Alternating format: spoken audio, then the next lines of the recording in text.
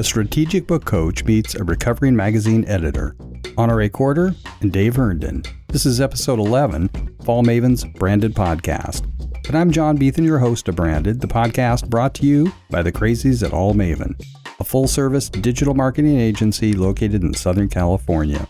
We had a brief technical disconnection at some point in the episode, but we got reconnected and carried on. And when I was asked about what podcasts to listen to, really I should have said, if you're wanting to learn about podcasting, listen to Libsyn's The Feed, which can be found at thefeed.libsyn.com. Libsyn is spelled Libsyn, so it's thefeed.libsyn.com. So now we continue to what happens when a strategic book coach meets a recovering magazine editor at the Podcast Cafe.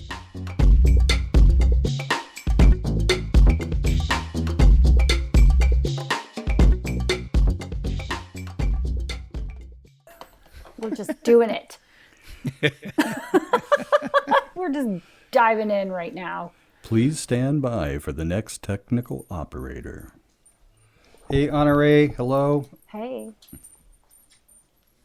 Dave, welcome. Thank you, John. Nice to meet you, Honoree. We're talking today with Honoree Corder and Dave Herndon. And, oh my gosh, I've done separate podcasts with each of them. And, you know, very much like I like cross-generation collaboration, I kind of like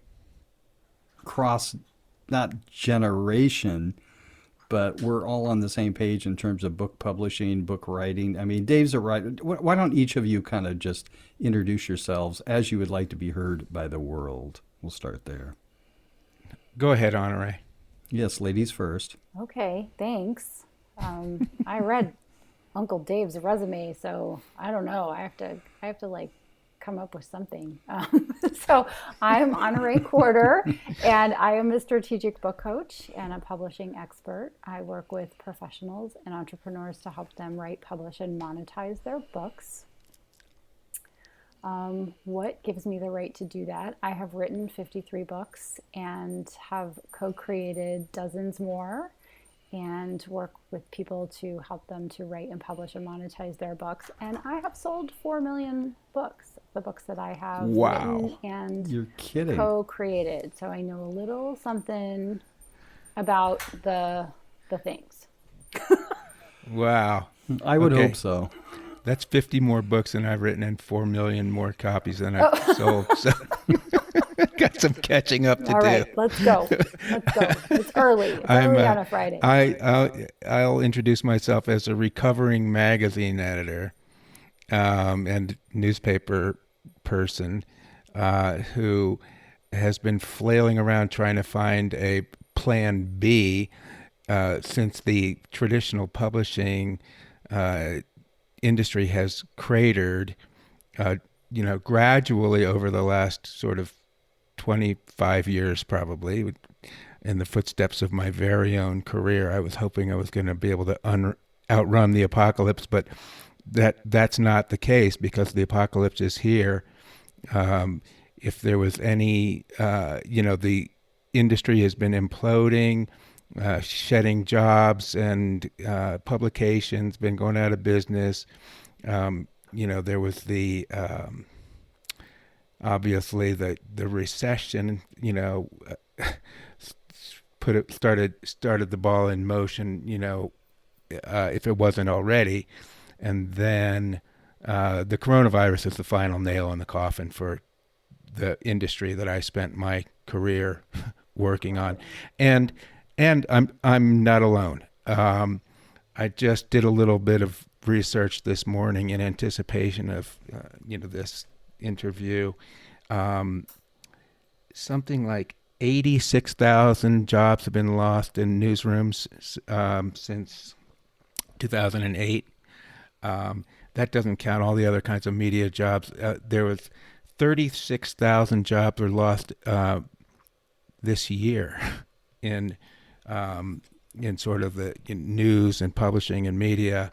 That was as of April 10th. So that's 3 months ago. Things haven't gotten better. So there are generations of qualified, smart people who have various kinds of media and publishing skills, who are currently out of work and also probably searching for their plans B, C, and D. So I welcome this opportunity to talk to the two of you because, John, you're an evangelist for podcasting, and you think that that's a way forward for people with that kind of skill set. It is a possibility, knowledge for base. sure. Yeah. And Honoree, you're an evangelist for, seizing the means of productions and using the available, self-publishing technology and platforms to just take matters into your own hands and get on with it, and don't be sending out resumes anymore, people, because that party's over.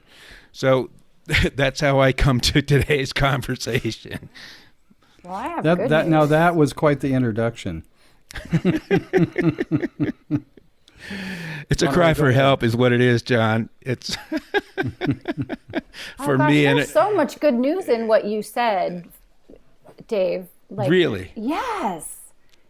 Do tell. So, you didn't share your resume and all the cool places that you worked and all the amazing things that you did, which give you a basis for success in this take the bull by the horns situation, because you have the training that I have always looked for. I looked for when I knew better. So when I first started, I didn't know things like have an editor. And I know that probably sounds silly with your background, but with my background, which was nothing,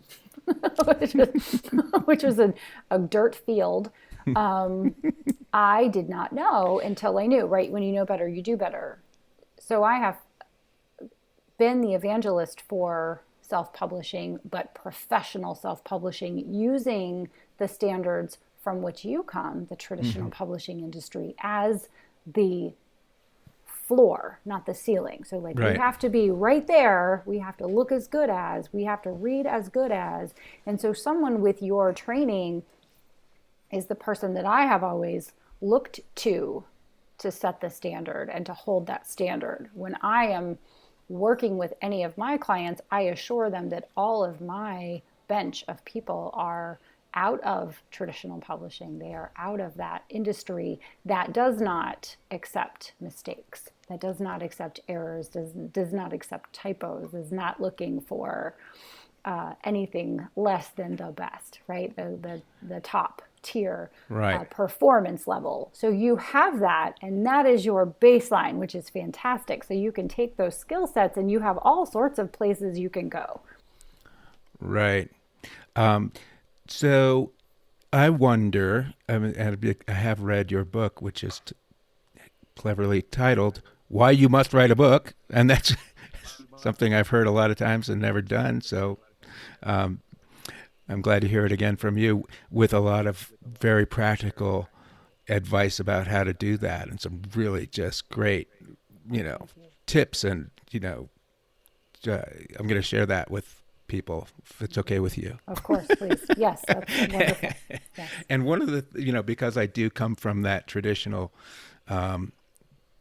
publishing background, and sort of, where there's an infrastructure and, things like salaries and benefits and all that stuff. I don't know what any of those things are. I haven't had them since the Clinton administration. I'm forgetting. But I know that a lot of my peers and a lot of people that have a similar background could benefit from hearing you explain what why it's unwise, disadvantageous to try to go the traditional publishing route if you want to write a book. Well, so I am biased on the indie publishing side, and I will own that it is my own lack of education, lack of experience, and lack of self-esteem that started me there. That's not why I'm here now, but I did not think, and I will take you to book number 7 at a networking event where someone asked me what I did, and I said, I'm a business coach, an executive coach, and a speaker. And the person I was with said, and she's an author. She's written 7 books. And the person I was talking to was like, you've written 7 books? Like, that's kind of amazing. And the person I was with was like, hey, you should lead with that. That's kind of cool. But I did not, because I did not have the degree from NYU. I did not have a writing class under my belt.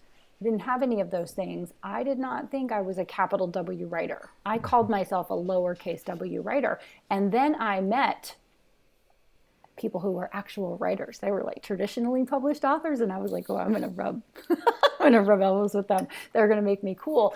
And they would say, hey, actually, you're a pretty good writer. You're a capital W writer. Like, stop with all this nonsense of you diminishing yourself and your skills, right? Education does not always equal excellence, and you're okay. You can claim this. And I was like, oh, all right, if you say so. All right, I'll go with that. But I had to work really hard to cross that, right? So let's just start with, it took me 7 books to lead with. I'm an author and a coach and a speaker, right? So I had to do that.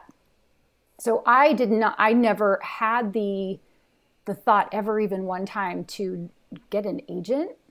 No agent's going to want to talk to me. Why would they want to talk to me? No publisher is going to want to talk to me because I don't have fame, notoriety, brand recognition, any of those things. I'm just going to do self-publishing because that's what losers do, and I'm a loser, so I'm going to do that. So that's where I started.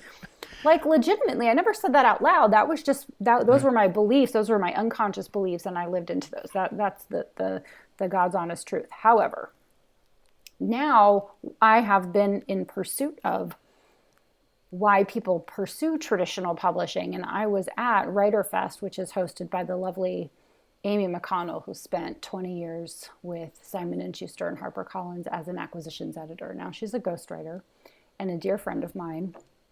And at Writer Fest, it was everybody. It was all the kids, all the traditional, all the screenwriters, all the indie authors. We were all kind of in the group together. And so I'm following around the traditional folks. I'm like, okay, but what do you offer?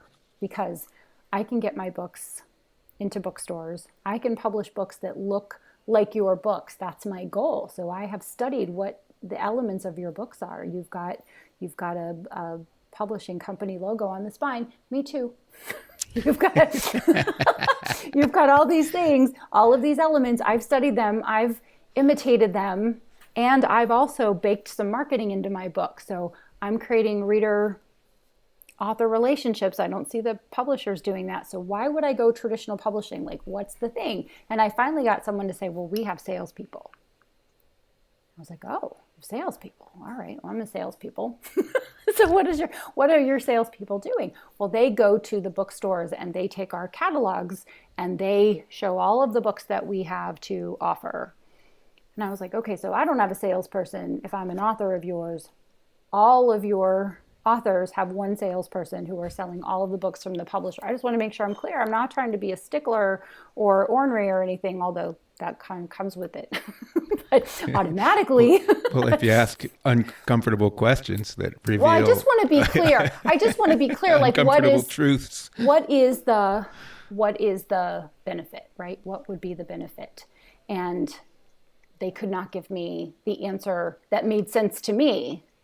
Yeah. Right? So having said all of that, I believe that someone would be better off choosing self-publishing. So not to knock traditional publishing, because they set the standard. They're who I want to be when I grow up in terms of quality, right? But to then say, I can create a book that is every bit as good, and I get to do all of the other things that I want to do with the book. I get to have quality control. I get to have content control. I get to have timing control. I get to have creative control. I get to keep all the cash, which is great. Yeah, let's not go past that point too quickly, because the business model piece for the things like royalties for traditional publishing, you tell me, there's the advance, which might not be very big, unless you're an A-list author Correct. already. Correct. Yes. And then you have a lot of the related expenses. Just jump in and tell me where I'm wrong. But no. you have to get it. Absolutely right. You have to get it. Right. you have to get whatever the photographs yourself. You have to pay for. You might have to pay for the research yourself. You might, or if any kind of support you need from research or editing or travel or all the expenses are on you. Yes. And then there was that probably completely outmoded thing right now, once known as the book tour. No, not doing that. Yeah. So again, time intensive, cash intensive, and guess what? It's probably coming out of your future royalties, if they are any. Right, and your advance does too. Your advance isn't just free money from the publisher. The advance comes against future royalties. It's just given to you as a, please do write your book. Yeah. We believe that your book is commercially viable, which is why a publisher would engage with you anyway. And if a publisher would engage with you, then they have reasons to believe your book would be profitable, and so you can retain all of that profit. So the difference between traditional publishing and indie publishing in terms of profit is multiples. So as an indie author, I'll make 70% on an ebook and 45% on a print book, print on demand. So I don't have any out of pocket on the actual print cost. The production costs, yes. But the production costs for a traditionally published quality book aren't that much. You can actually hire really great people who are making a fair living because you're paying them directly. So they're not. Right. So. And I just spoke to a friend of mine who, has a book that's been out for a long time, but now he said that if they're selling his hardcover now, it was $25 originally. It's 12, it's half of that now. So let's say it's $12.50. If they sell one of them someplace, he's going to get $1 out of it. So why don't you run a couple of the numbers for when you say you get 45%. You'll make 45% of a hardcover or a softcover price. So you were talking in your own book about where you price a paperback. Say call it $7 or something, right? So you would get to keep 40% of your sale. Is that what you're saying? So an ebook you would price, if we go with where retailers, and I'm going to use Amazon as the example because everyone knows it, and Amazon is the lion's, is the Amazon. Right? So if you price your book between $2.99 and $9.99, which is where they pay the 70% royalty, you get they pay you 70% of that. When Fantastic. I'm pricing books, I recommend that you just kick in $10 more for the print paperback. And then another $10 for the hardcover. So if you're $7.99 for an ebook, you would be $17.99 for the paperback and $28.99 or $27.99 for the hardcover. Maybe come down a couple of bucks, give a guy a break. But if we do 18 times 45, so I'm going to say that's $4.50 plus another $3, right? So let's call it $7.50 because I'm not great at math. Me too. Yeah, so you're going to make $7.50 on the sale of the same book that if you were with traditional publishing, you would get $1. Now, the rumor has always been that they can get you into the bookstores that you can't get in because you're an indie published author.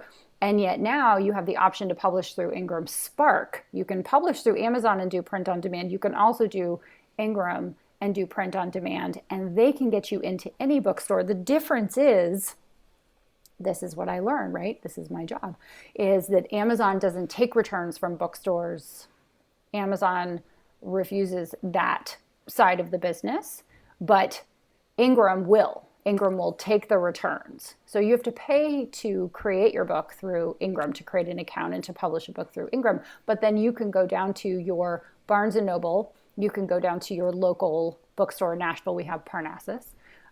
You can go to independent bookstore, and they will order your book, and people can order your book and have the book delivered to the bookstore and get you into the bookstore, the airport bookstore.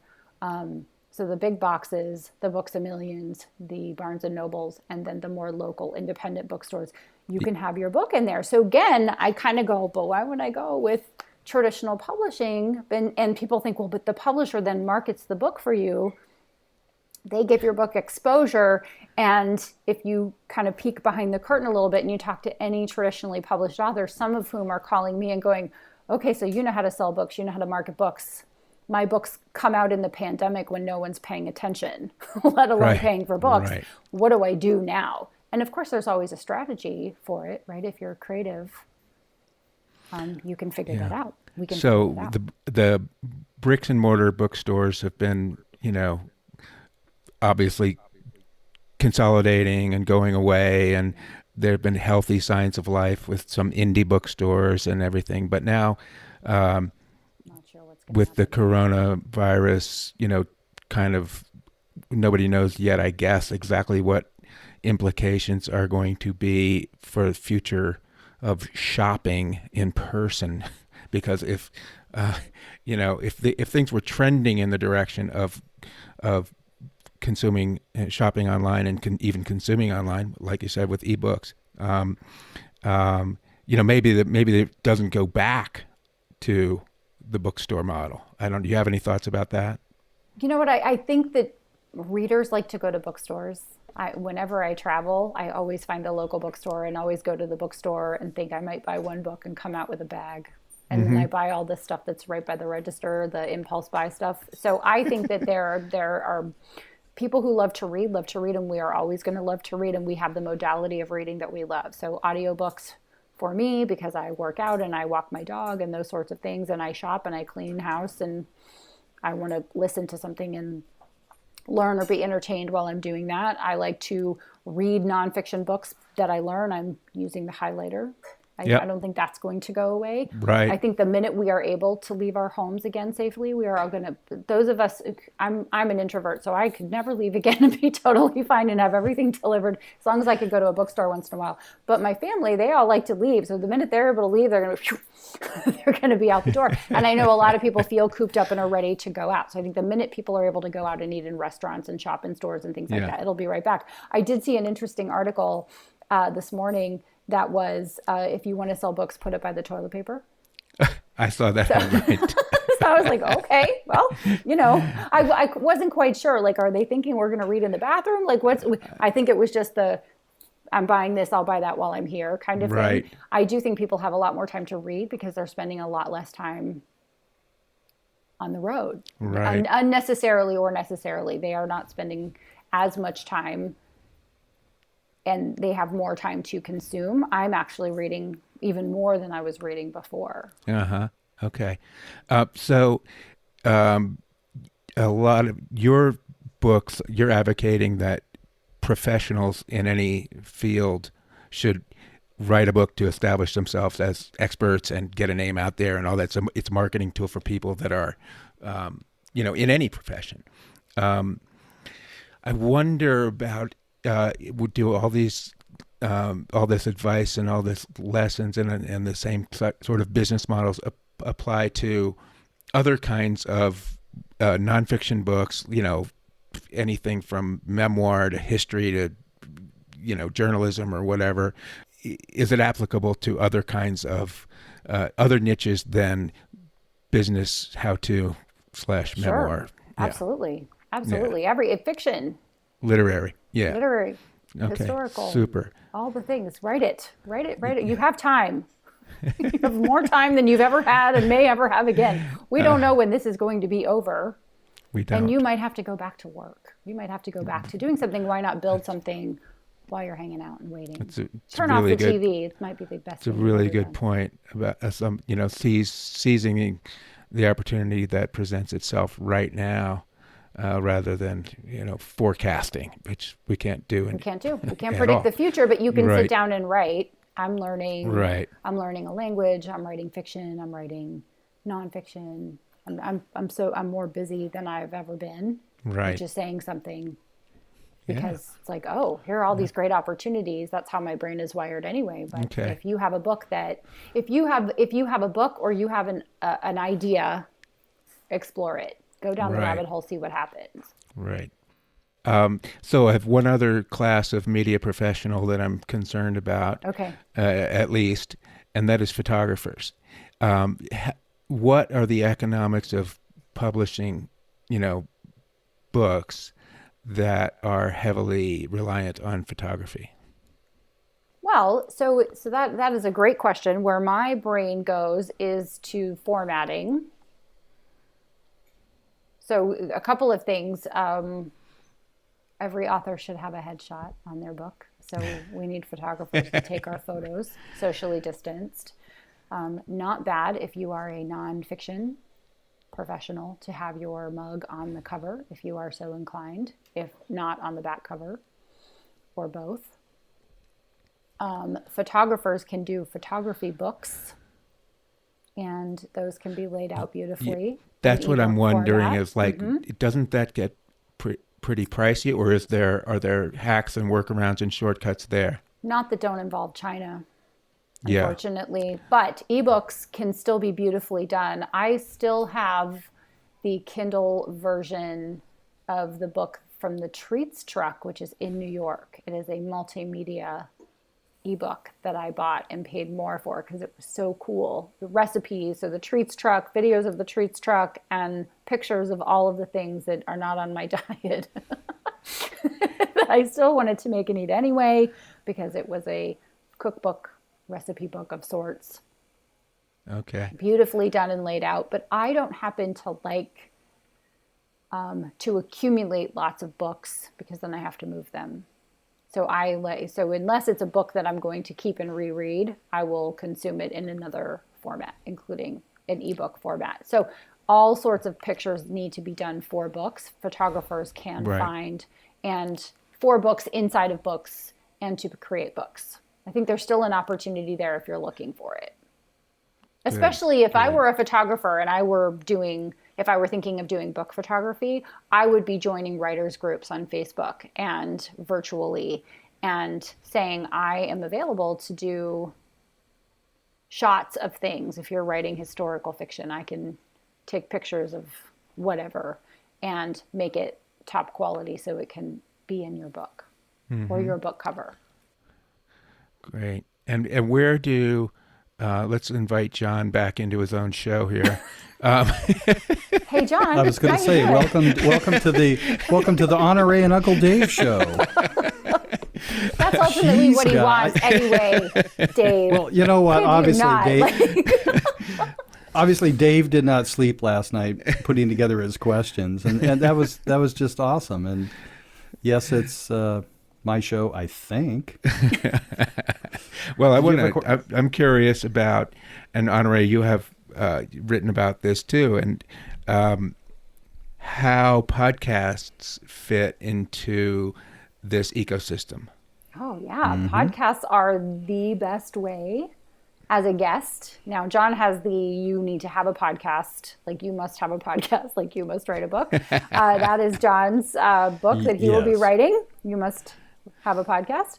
I think something along those lines. Imagine podcasting. I don't know, something's in there. Yeah. Something's percolating. Yep. But as a podcast guest, I have done about 500 podcast interviews. And when someone signs up for my newsletter, one of my questions is, how'd you find me? And it's always through someone recommending or they heard me on a podcast. Nice. So I will say I will do any podcast, and people are like, well, I'm very important and I can only do major podcasts. And I'm like, listen, you get 12 new people that know about you because that person has 12 listeners, like mazel tov, like take it, smile, show up, do the big ones if you can get them, but become an amazing guest. And you can only do that by practice and by taking all the podcasts. I'm like, be on every single podcast you can be on. Right. Get your chops. And John, what, I think that everyone's impression is that the podcast space is getting, overcrowded and, flooded with people. What's your impression? Because from our previous conversations, you seem to think it's a land of opportunity. And, I love being with people like you who see opportunity where I'm sort of, crawling from the wreckage of traditional media. How do you you're really feel, recovering. Dave? I'm really, really confused. I'm confused. Well, let's answer the first question about overcrowded. I don't think so. There's like, I don't know, last count, probably more now, but about 900,000 podcasts.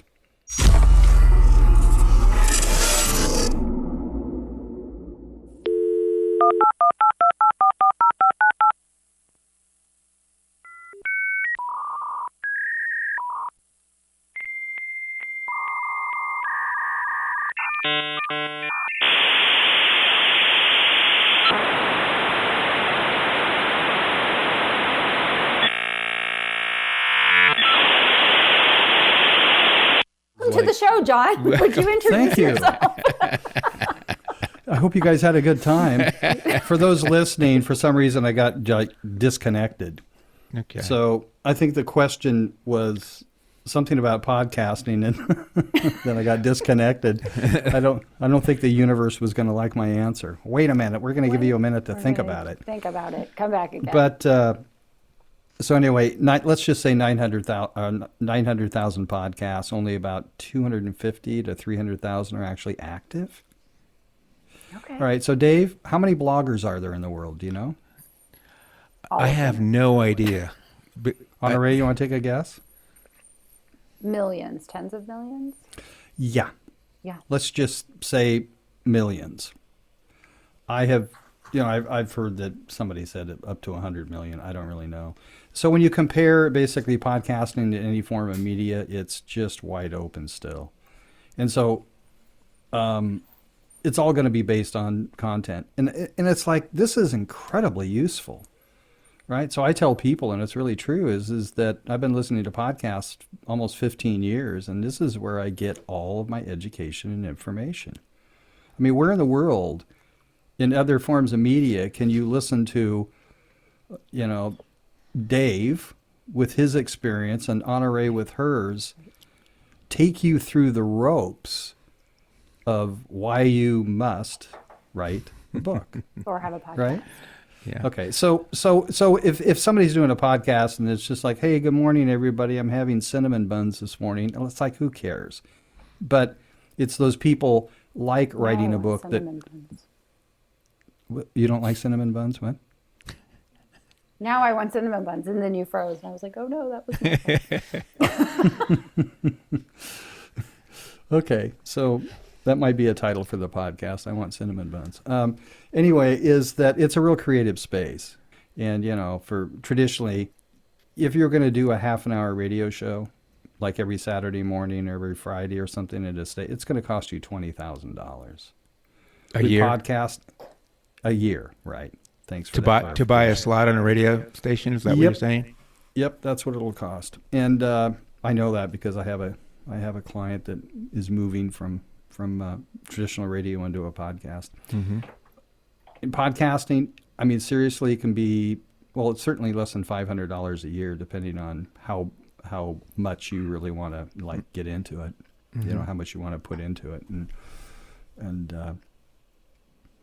so yeah, Honoree, I'd agree with you. You must have a podcast. So where do the revenue streams come from podcasting? Largely from advertising and sponsorship.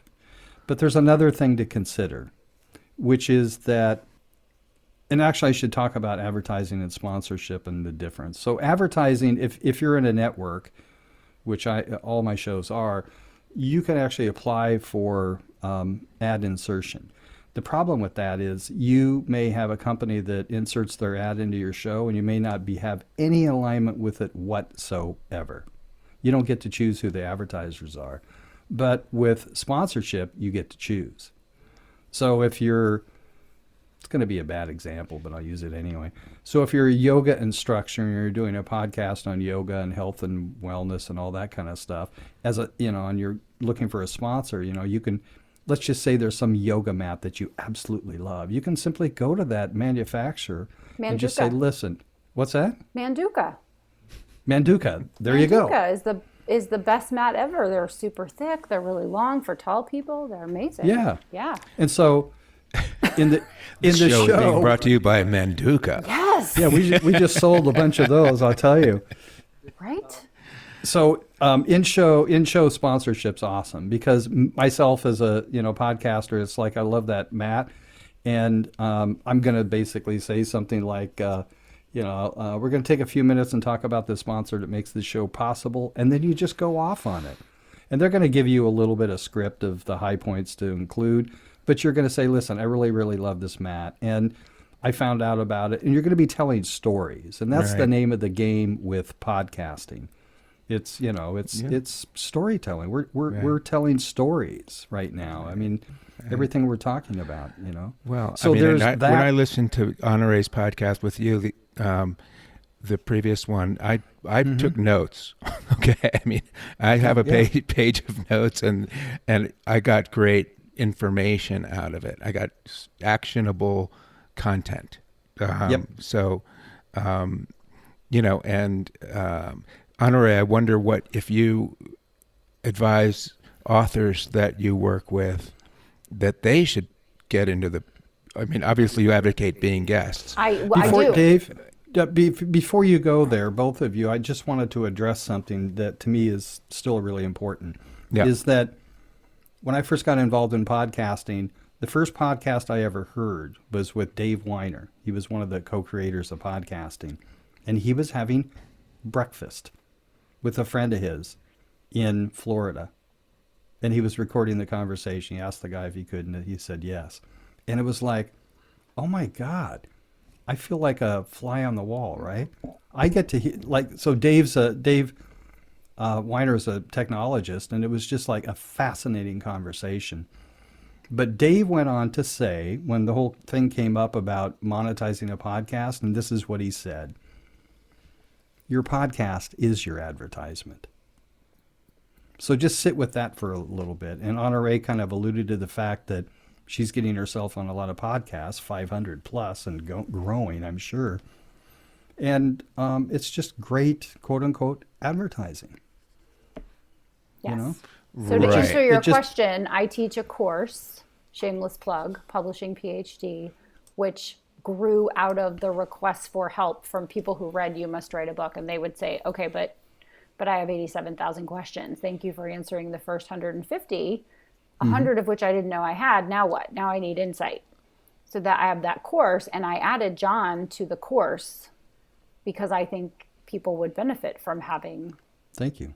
a podcast, and they should go to someone who has been around and can do it and will say, do this and don't do this. And do it effectively. You should have a guide for anything that you do that's new, if you can. And it's a great way to actually get yourself, into the industry that you're in. Become the qualified expert in the industry. Yes. So that's a little bit of it, Dave. Yeah, I'm becoming a convert to both of you guys. Yeah, there's another Come reason to the light, too. Dave. Come to the light. Yes. Come to the light. There's to the microphone. There's also another reason for Dave, for anybody that has been thinking about doing public speaking. Starting a podcast is a great way to get started, because then you get really comfortable with the idea of speaking and having conversations with people, knowing full well that a whole lot of other people are going to hear it. And the voice you hear right now from me did not exist when I first started podcasting.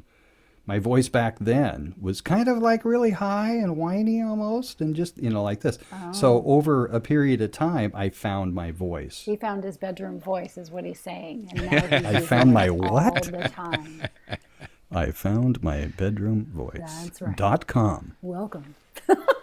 Welcome to the So anyway, sorry, didn't mean to interrupt you, Dave, but I do get a little passionate about it. Cause... No, it's your show, John. It's my show. It's actually John's show.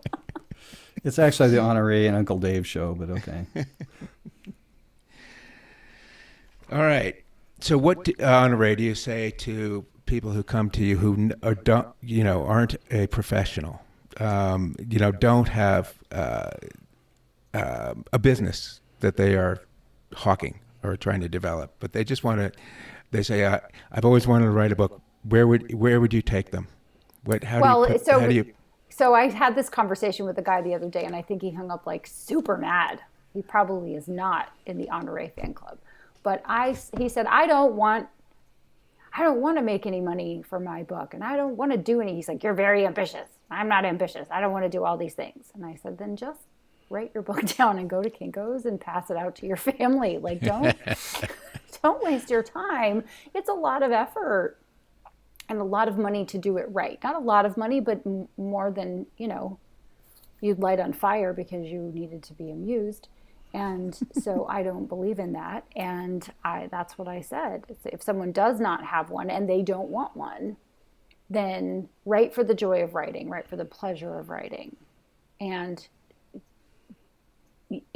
all the rest of it is maybe unnecessary. However, if you have aspirations, then there are so many opportunities. It's just weighing that. Yeah, and then you have a lot of interesting tips for researching keywords that can see where opportunity lies. If you find out what people are searching on Amazon, then you know what's out there already. You know what the competition is, and you know what people are, right, what they want. Correct. Yes, there is a formula for everything, and the best analogy that I have ever heard is that when you watch, if you're a woman and you watch the Hallmark Channel, you're watching the movies, the Hallmark movies. There is a happily ever after. There's they meet, they don't like each other, they have a conflict, they're not going to get together, but then they, for somehow, are thrown together, they fall in love. And then all of a sudden, like, he has a wife in another state or something, and there's the all is lost. Like, oh, this is never going to turn out. And then they have to get together at the end. Those are tropes. Yeah.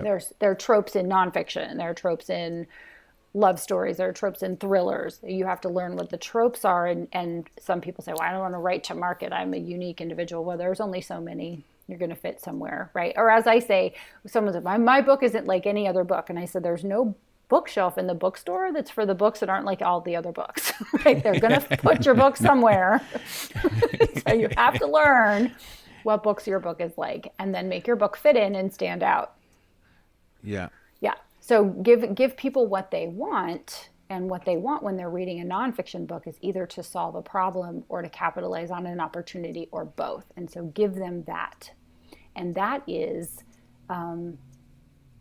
what I see people, when they are doing books right, they are solving the problem. So when you said, what do I do with people who just want to publish a book, but they don't have anything else? Go read You Must Write a Book and get it for free on my website. I give it away for free all the time. Go get a free copy of it and read it and follow the directions. You'll be able to create at least a book that you'll be proud of. You can pass out to your family at the family reunion and create a legacy. It doesn't have to be a money-making venture. Right. You can still do it well. You can still do something that you're proud of, even if you don't have the intention of having a return on your time investment and the little bit of money that you'll put into it. So that's where I send people who are like, I'm neither here nor there on the money side of it. Right. Or what about people who say, I've always wanted to write a book, but I'm not sure what to write about? My first question is, what do people always come to you for? What do people say, can I take you to lunch and talk to you about X? Okay. That's the book you should It's a great place to start. Mm-hmm. Great question. Yeah. What if people don't come to you? What if people don't come to you? Well, listen. I didn't go to college. We established that earlier, so I have no therapy degree. I cannot have some good reference books, but I am not your girl for that. If someone's coming to me saying they're usually coming to me saying, I have a book idea, and then ultimately what happens is they get what I call the fever. Like, they write one book and they're like, oh, this is really fun. I'm going to write more books. Okay, so one thing that I took away from reading your book is, my background is I'm in awe of, the kinds of authors who write, 600 page, deeply researched, deeply reported, I mean, and God bless them. God bless them. We need that. We do. But I also think it's instructive to recognize that there are more modest types of books to write that don't they're not going to take you 3 years of research before you can even sit down and start typing. So, you were talking about the word counts on, say, a nonfiction book, and you say, you broke it down, 40 to 50,000 words is, certainly sufficient. Sufficient. Can I ask you how many words are in Why You Must Write a Book or You Must Write a Book? I want to say 35. Okay. I want to say 35,000. My stance is, I'm just one person, but I have an opinion. Surprising. Yeah. You're an expert. That you say what you need to say in as many words as you need to say it, no more, no less. That you don't put in an extra 20,000 words because someone said, well, you have to have 150 pages or you have to have 200 pages in order for it to be a book, which we can, I can throw some shade on traditional publishing just for a second, right? Well, they will say, but we can't market to this price unless it's this thick. So you need this many pages. So say the thing that you said, then say it again, and then tell a story about it, and then repeat it again. And that's kind of a bummer because there are so many books to read. There's so many great books to read. People don't want to spend their time. I listened to a book, and it was the third book by an author. The first two books were so good. And the third book, I got an audiobook, and I'm walking, and it's on 1.5, and it's on 1.8, and it's on 2.0, and it's on 2.5. And it hit me that this had to have been the third book in a 3-book deal. This was the obligatory meet my criteria, check the box book, because I just kept waiting for the money shot, right? For like the real information. Mm-hmm. And it's like when I'm listening to a book on 2.5, Mickey Mouse is the one that's narrating it at this point. It's going so fast. But I'm like, okay, I'll go an extra mile. Lucky you, dog, right? We're going to keep walking. Like, surely there's the good information. The first 2 books were amazing, but that third book was the obligatory book. And I think some people feel like they need to do that. Recently, I read a self-published book that wasn't particularly well done, in my opinion. It wasn't edited. It wasn't graphically designed. It just somebody had really good information, and they told me exactly what to do for a process. And it took me an hour to read it and an hour to take their advice, and it's working. So I sent them a message. Wow. I'm like, hey, come over here. I can help you because your book is really good. But some people are going to dismiss it if it's hard to read, if there are errors, especially if you're a reader, you have an education around reading, typos and missing words and extra words and wrong words. Mm-hmm. What did they say? That they've now said that irregardless is a word.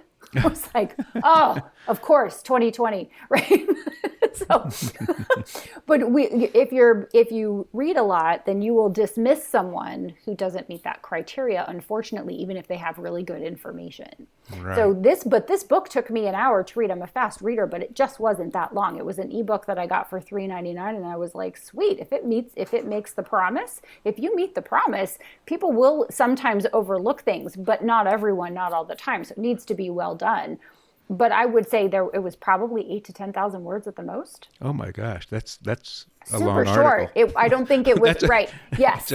In your world, that's a New Yorker article. That's before 10 o'clock in the morning. Like, we're just going to pop that out. And that's where your knowledge is coming from when you are solving someone's problem, when you are helping them to capitalize on an opportunity. That's what they want. They want that information. Like, please give it to me. It's a page turner. It's just not a thriller page turner. It's a nonfiction page turner. It's like, oh, I want this information. I want this information. I want this information. I love it when I discover those types of books in all different subject matters. I can't get enough. I can't read it fast enough. And then I am so grateful to the author because I know what it means to get an email from a reader when they say, I read your book and it made a difference. It gave me value. And I'm so grateful. Right. Yeah. All right. Do you listen to, I'm not yet a convert to audiobooks, but maybe I will be because I am a convert to podcasts. I was a very kind of late comer to listening to podcasts, and now I Good boy, Dave. yeah, John. $20 in the mail. Well, thank you, John, John. for kind of sharing some good ones that have got me hooked. And then once you find, you start down that path, then you find other ones that are related to it. And anyway, so I listen to a lot of podcasts now where I didn't used to. Haven't gotten into audiobooks yet, but I can imagine it's not much of a leap from podcast to audiobooks. Nope. And they're Honoree, good. do you listen to a lot of podcasts? All of the things. And what do you listen to? What do I listen to? Podcasts. I used to listen to writing podcasts, like nonfiction writing podcasts, for a long time. Obviously, I listened to all of those. Now I'm writing fiction, and I'm obsessed with B.A. Paris, who's a thriller writer, who wrote a book called Behind Closed Doors. And I'm sorry and you're welcome at the same time, because you will lose a night of sleep. B.A. Paris. B.A. Paris. And so now I Okay. listen to all of her interviews, because she's really great at what she does. And she, anyone like us, right? John said this, where do you get to sit at the table with someone who gives you the real secret sauce? So like on a podcast, someone asks you a question, you're going to answer it, right? So she answers all the questions, like, here's my process, and here's what I do, and here's what I don't do. And I'm like, yes, give it to me. Give it to me. I want all the information. I'm learning French. I'm learning languages. So I have 5 languages on my list, and right now it's French. So I listen to all the French podcasts, because I'm trying to train my ear to understand what in the world they're saying, because they take 6 or 7 words and say it in like one syllable. So that's challenging. So I listen to native French podcasts. What are the nonfiction writing podcasts that you would recommend to listeners? Well, let me look in my podcast app, because I have my podcast app, and I have 14 in the queue. I have 14. I have 14. Let me get past the language ones. So Running Down a Dream by Tim Grahl is a great podcast. Good song too. There's one. Yep. There's one called Six Figure Authors. There's the Bestseller Experiment. The Writer Files with Kelton Reed. It's one of my favorites. Great. John, you're going to have to put all these in the show notes, Yes, my work is cut out for me, I'll which stop. would be great. No, don't. Keep going. No, it's great. This is So then- yeah, just a little tip. This, it's like a lot of people, spend a lot of time and money actually on social media and advertising their podcasts and stuff. But this is exactly how people find out about your podcast. Right. Goins writer. So Jeff Goins is Tim Grahl and Jeff Goins are actually good friends of mine now, but they were podcasts that I listened to. They were writers that I admired, and I've been fortunate enough Nice. to convince them that I'm a valuable friend. great. And John, let me throw that same question in your court. Do you recommend any podcasts about podcasting? Yeah, I do. Actually, I have 3 podcast apps, and each podcast app has its own reason. In other words, the content that's in that particular app is specific to personal interest, podcasting. So for those people that want to go down the technical rabbit hole, and some people like to do that, the Podcast Engineering School is probably one of the better ones. Chris Curran is that one. Podcast Junkies has had my attention. They've been doing it a really, really long time. They interview other podcasters. Well, if you go to What Has My Attention, Yeah, which there's is a my good own personal podcast. Thank you, Dave. I'm going to start at the end of those episodes. I'm going to start putting up some tips about things, because really people just make it really, really complex, and it's just really not that complex. So those are a few that I'd recommend. I mean, there is one called Podcasting Step by Step, and I think for beginning people that want to begin podcasting, it's probably a good place to start. I just don't agree with everything. I would just email info@johnbeethan.com. And Yes, I don't know, I info think at johnbeethan.com. Just go to johnbeethan.com, or you can actually go to imaginepodcasting.com, which is a URL that'll flip you to my regular podcast. Yeah, I was going to say, I don't know why we're sending people other places. I'm confused right now.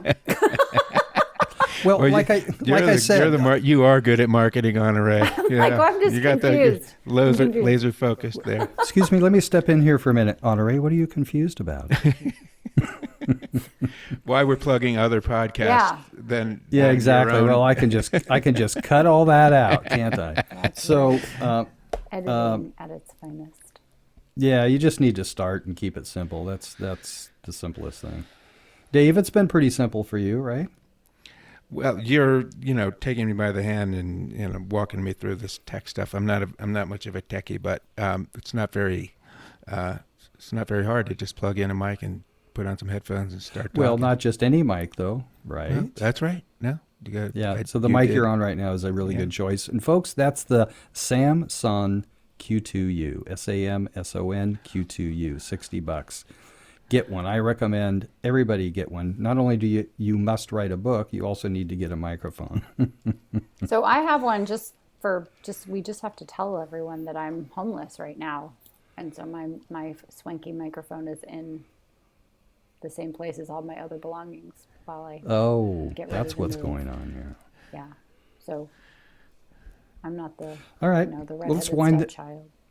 Let's wind this up, and everybody take a minute to wind it up. Something else you might want to say. I want to say thank you, John. Connecting with you has been an incredible blessing for so many reasons. Me too. So many reasons. I actually called Candace yesterday and said thank you for that introduction, because it has just been little stones across the pond to so many wonderful people, not the least of which is you. And then, of course, this conversation with Dave and Guy,